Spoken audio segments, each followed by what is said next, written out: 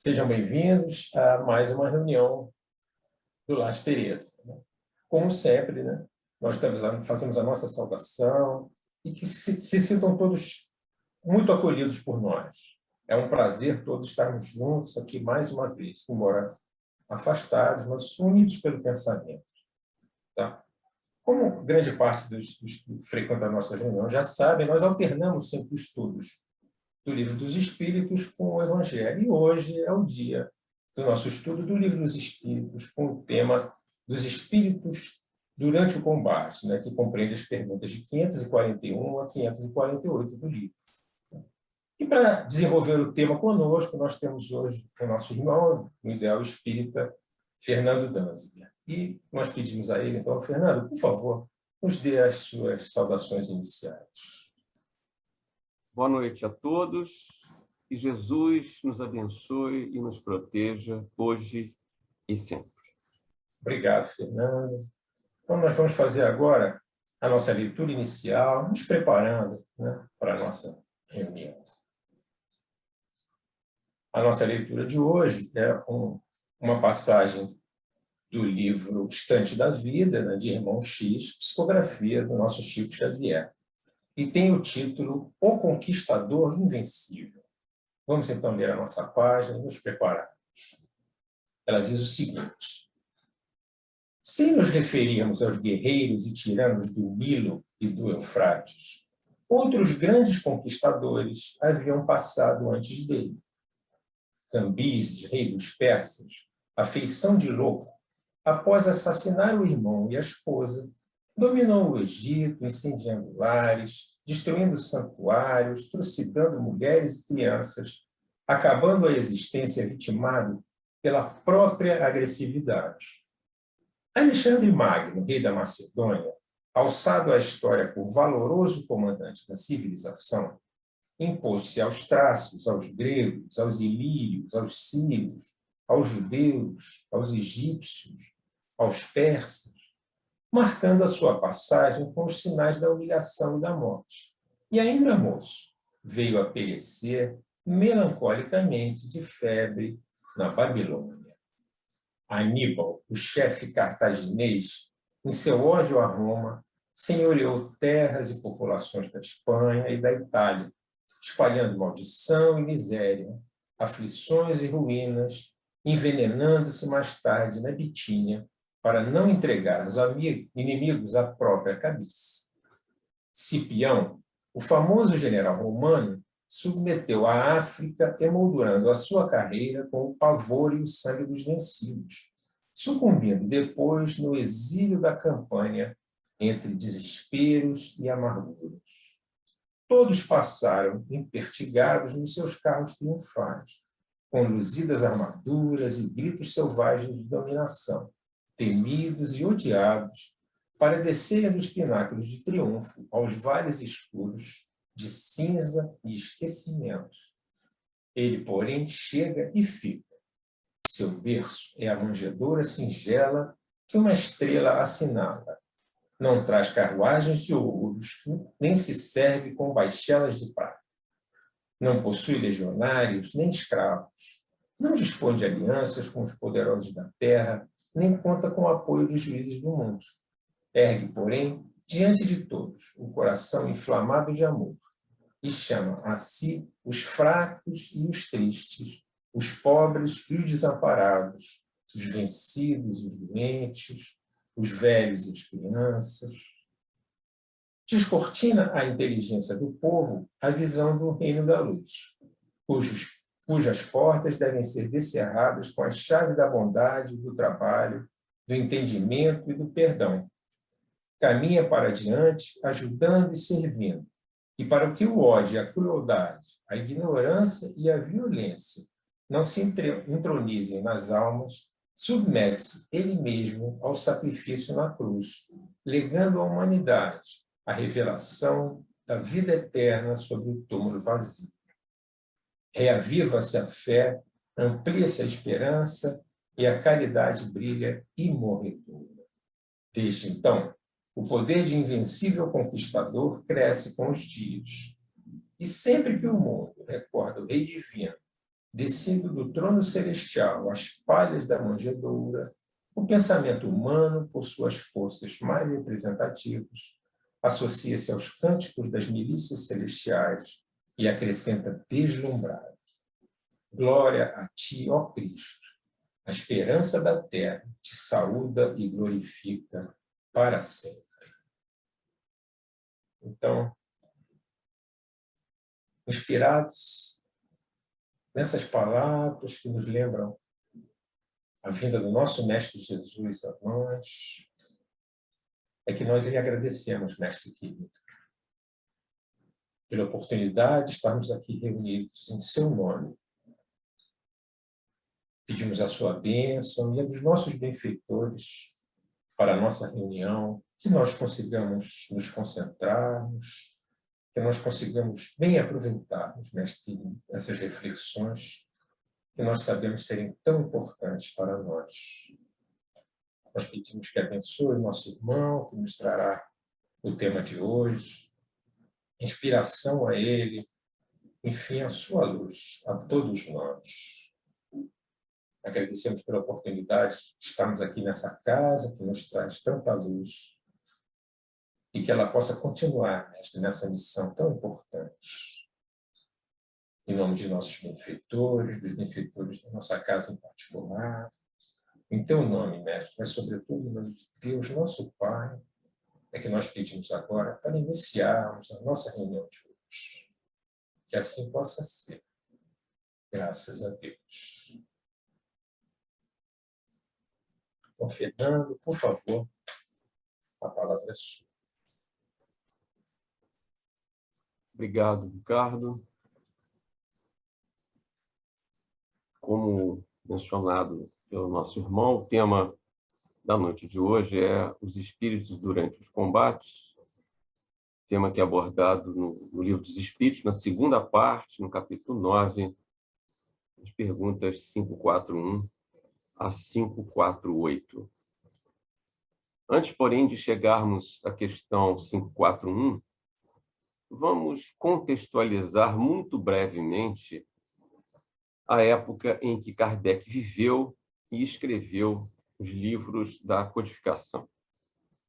O Livro dos Espíritos é de 1857, ou seja, meados do século XIX. Na França daquele período, uma série de questões e avanços estava se dando. Antes, em 1789, a Revolução Francesa. Após o fervilhante período revolucionário, a narrativa de Rodrigo Bentes Monteiro, no livro Em Torno de Rivale, capítulo História entre Impérios e Revoluções, Napoleão I é sagrado imperador em 1804. Mais adiante, restaura-se a monarquia com a derrota de Napoleão I. Instabilidades diversas com alternâncias de poder, inclusive com republicanos.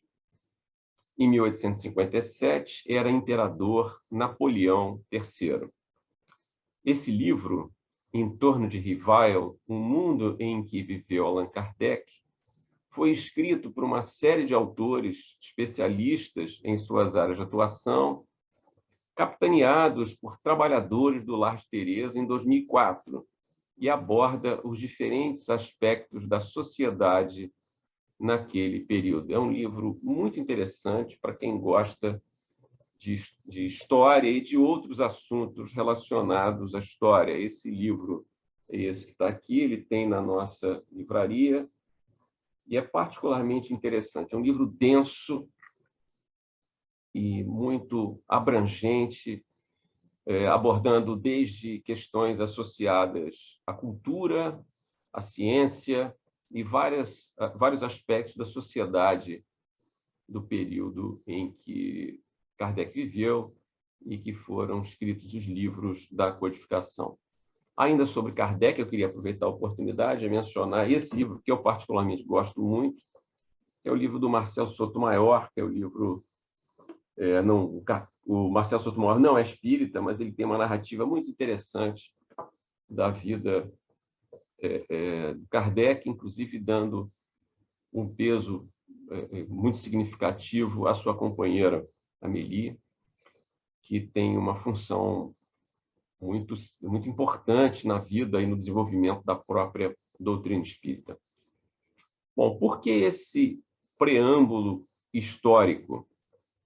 Para mostrar que a realidade da época em que Kardec escreveu o Livro dos Espíritos era uma realidade de guerras internas na França e na Europa de uma maneira geral, além das guerras colonialistas dos europeus. Ou seja, as perguntas do tema de hoje estavam muito no cotidiano das pessoas e dos leitores ou futuros leitores do Livro dos Espíritos. Embora haja guerras hoje em dia ainda, infelizmente, e também, infelizmente, ameaças de guerras em pleno século XXI, a intensidade dessas guerras em meados do século XIX era muito maior. A questão 541 é, então, enunciada da seguinte forma. Durante uma batalha, há espíritos assistindo e amparando cada um dos exércitos? E a resposta, sim, e que lhes estimulam a coragem. Os antigos figuravam os deuses tomando partido deste ou daquele povo. Esses deuses eram simplesmente espíritos representados por alegorias. Bom, nessa questão e muitas outras questões associadas à fenomenologia abordada no Livro dos Espíritos, sempre surge a interação entre os chamados mundo físico e o mundo espiritual. A lei de sintonia preside as relações entre as criaturas em todas as circunstâncias.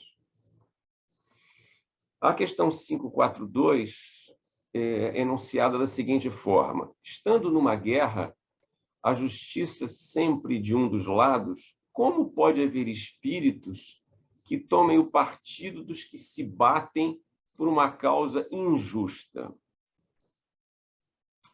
E a resposta dos espíritos: bem sabeis haver espíritos que só se comprazem na discórdia e na destruição. Para esses, a guerra é a guerra.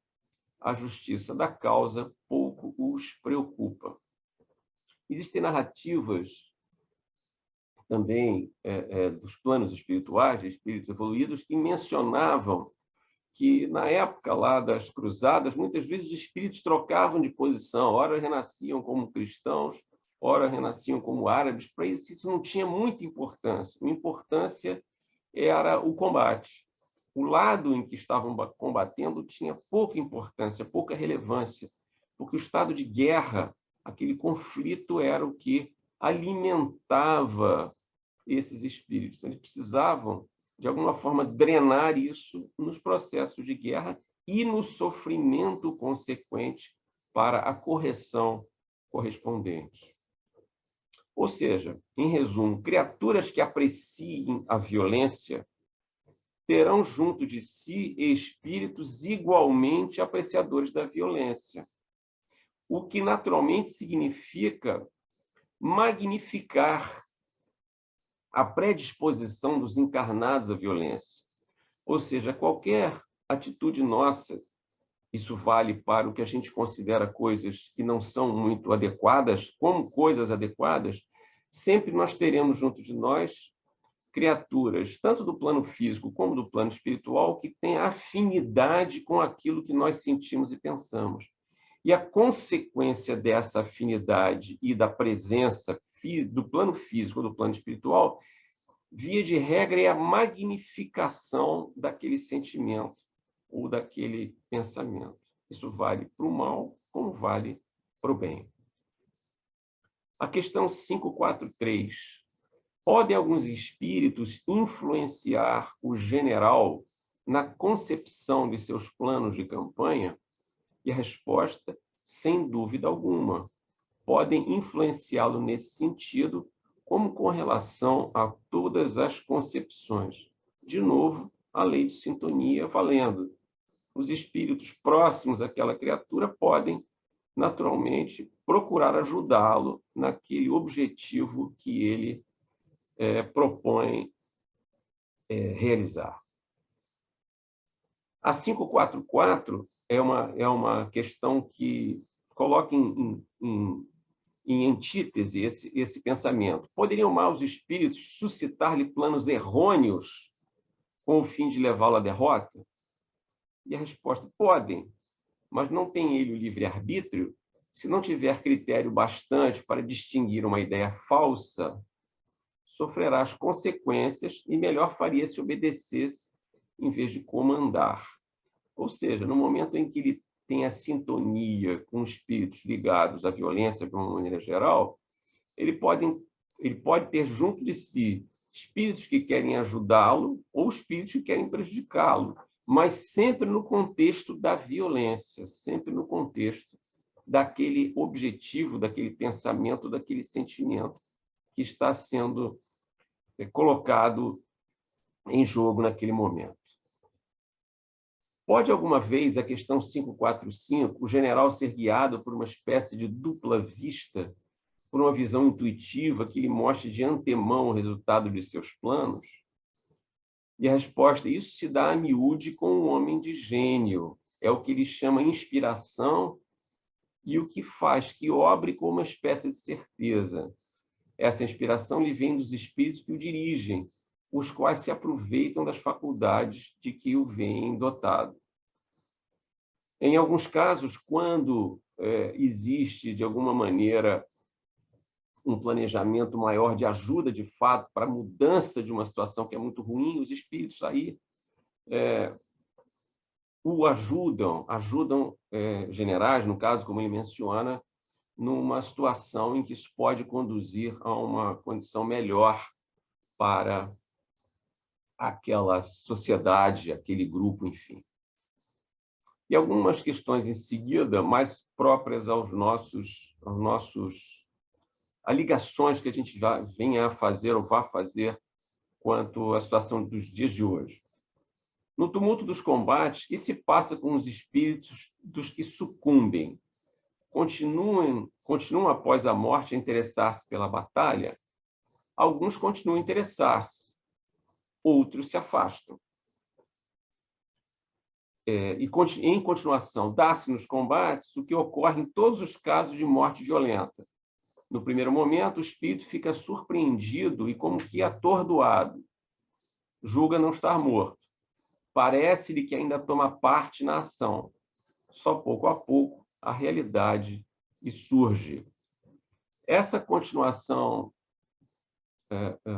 pela batalha, isso vale para qualquer outra atividade. Quando nós desencarnamos, nós podemos continuar interessados naquilo que fazíamos anteriormente. E dependendo do nível de evolução que tivermos, seremos capazes de compreender melhor ou pior a realidade e nos desligarmos ou não daquilo que estávamos fazendo. Isso vai depender da maturidade espiritual de cada criatura. E a 547, associada a isso que nós estamos mencionando nesse momento, a pergunta é: após a morte, os espíritos que como vivos se guerreavam, continuam a considerar-se inimigos e se conservam encarniçados uns contra os outros? E a resposta sempre naquela lógica espírita de Kardec: nessas ocasiões o espírita nunca está calmo. Pode acontecer que nos primeiros instantes, depois da morte, ainda odeie o seu inimigo e mesmo o persiga. Depende, de novo, da maturidade espiritual do espírito. Quando, porém, se lhe restabelece a serenidade nas ideias, isso pode demorar muitos anos, vê que nenhum fundamento há mais para a sua animosidade. Contudo, não é impossível que dela guarde vestígios mais ou menos fortes, conforme o seu caráter, e também, naturalmente, conforme a sua maturidade espiritual. Continua a ouvir o rumor da batalha? Perfeitamente. Se ele estiver ligado ali, ele vai continuar a ouvir o rumor da batalha. A questão 548 é uma pergunta que é feita, que é um pouco distinta das que nós estávamos mencionando há pouco. É algum espírito que esteja observando. uma guerra. E a pergunta é enunciada da seguinte forma: o espírito que, como espectador, assiste calmamente a um combate, observa o ato de separar-se a alma do corpo, no momento, naturalmente, de desencarnação de algum dos combatentes. Como é que esse fenômeno se lhe apresenta à observação? E a resposta dos espíritos: raras são as mortes verdadeiramente instantâneas. Na maioria dos casos, o espírito, cujo corpo acaba de ser mortalmente ferido, não tem consciência imediata desse fato. Ele não percebe que isso aconteceu. Somente quando ele começa a reconhecer a nova condição em que se acha, é que os assistentes podem distingui-lo a mover-se ao lado do cadáver. Parece isso tão natural que nenhum efeito desagradável lhe causa a vista do corpo morto. Tendo-se a vida toda concentrado no espírito, só ele prende a atenção dos outros. É com ele que estes conversam, ou a ele é que fazem determinações. E a partir desse ponto, nós podemos fazer uma ligação com o que vemos em nossas reuniões mediúnicas. A ideia que muitos espíritos têm de que não morreram. Eles chegam à reunião mediúnica achando que não morreram, ou seja, eles acham que se encontram vivos e estão muito confusos. Em muitos casos, nesse estado de confusão, eles tentam falar com aqueles que se encontram vivos, ou seja, estão fisicamente no mundo de cá, mas não recebem resposta. Isso decorre da crença que muitos têm de que nada existe após a morte. Em outras palavras, morreu, acabou. É o conceito que muitos irmãos nossos têm. Ora, como não acabou, eles estão se percebendo vivos, portanto não acabou, eles se percebem como pessoas, embora geralmente muito confusas e incapazes de se comunicarem. Eles tentam contato, tentam comunicação e não conseguem, estão completamente confusos. Mas eles se sentem vivos, se sentem como indivíduos. Como eles estabelecem essa relação direta entre morreu, acabou e não acabou, significa que não morreu. E é uma conclusão lógica de um conceito que é estabelecido por esses irmãos. E, portanto, eles se encontram em um estado de completa confusão. E o atendimento nas reuniões mediúnicas representa um alívio, porque eles conseguem, em princípio, se comunicarem. Eles se tranquilizam muito quando eles falam e são compreendidos e recebem uma resposta àquilo que estão falando. Nós vemos isso com muita frequência nas nossas reuniões mediúnicas.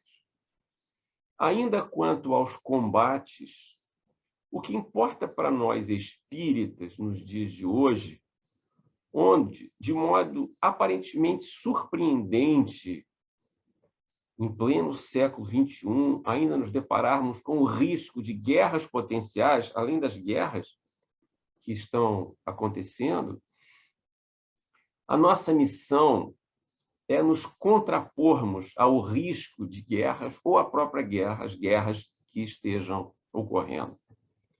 E essa contraposição se faz com metodologia distinta da que pretendemos combater. Ou seja, se nós observarmos, ouvirmos notícias de guerras, os nossos corações não podem, de alguma maneira, serem tomados de raiva ou de indignação. Eles podem ficar tristes, mas nós não podemos entrar num estado de raiva, porque, nesse caso, nós estaremos alimentando o processo. Ainda que distantes, muito distantes, nós estaremos alimentando o processo. Portanto, a maneira verdadeiramente eficaz de combatermos a guerra, ou o risco de combate ou de guerra, é com a pacificação. Pacificação, em primeiro lugar, de nós mesmos.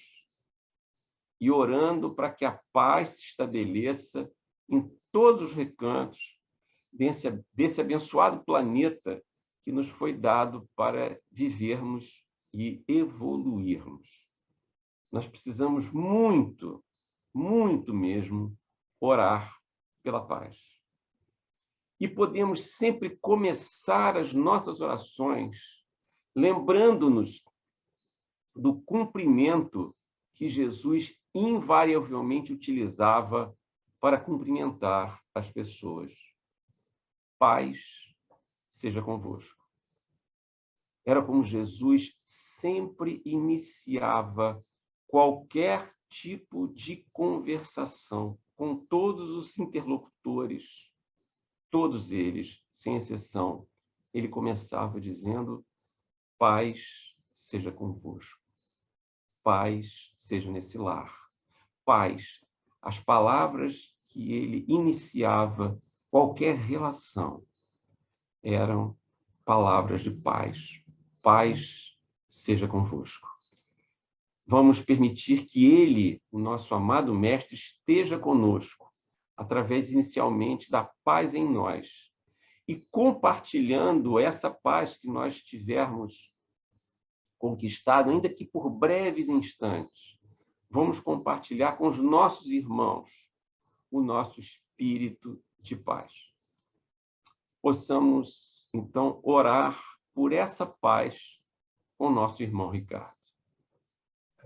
Bom, Fernando, obrigado. Então, Fernando, nós agradecemos por essas suas palavras, sobretudo, como você mesmo comentou, nesses dias em que nós precisamos tanto dessa paz. Muito obrigado pela sua mensagem, pela sua disponibilidade. E agradecemos também, né, a todos, como sempre, todos que estão aqui conosco, compartilham esses momentos conosco. E os convidamos, como sempre, para a próxima reunião, em que teremos um tema do Evangelho, o tema do capítulo 27, que fala da ação da prece, transmissão do pensamento, preces inteligíveis. Vamos, então, como o próprio Fernando, obrigado pela sua exortação, vamos, inspirados nessa mensagem do Fernando, vamos fazer agora a nossa oração, contribuindo para essa paz que todos nós desejamos, pedindo ao nosso Mestre Jesus que nos abençoe, que nós possamos, de todos os nossos corações, transmitirmos essa paz que nós desejamos ao mundo, à nossa cidade, ao nosso bairro, melhorando um pouco essa psicosfera do nosso planeta, que temos a certeza de que vagarosamente evolui. A cada dia temos esse ambiente de paz que nós desejamos. Mestre querido, é o que lhe pedimos de coração. Abençoa a todos nós que caminhamos juntos e, como o Senhor mesmo nos ensinou, a paz seja conosco e seja com todos os que caminhamos juntos. Muito obrigado, Mestre querido. Obrigado, benfeitores. Obrigado, Pai amado. Que a sua luz possa nos iluminar. Graças a Deus.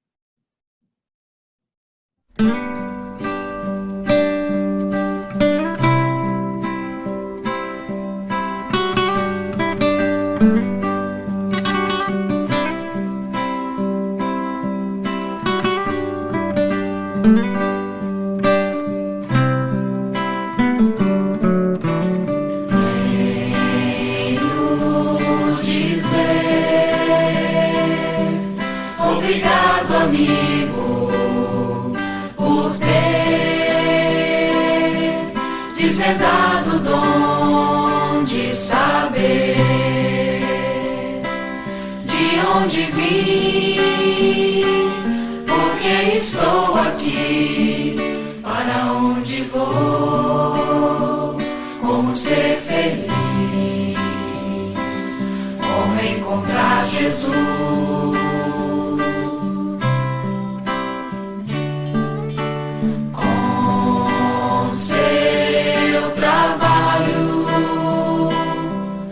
Hoje temos um Consolador,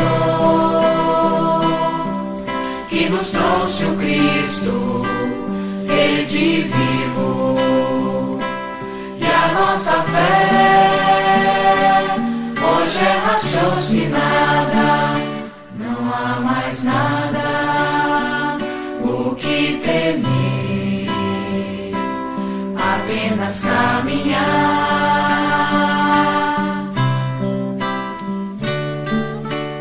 A sua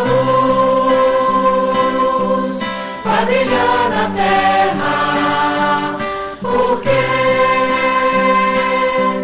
a verdade encerra, e assim digo Kardec, obrigado pelo Espiritismo, por ter renunciado, pelo Espiritismo e a vida dedicado ao Espiritismo.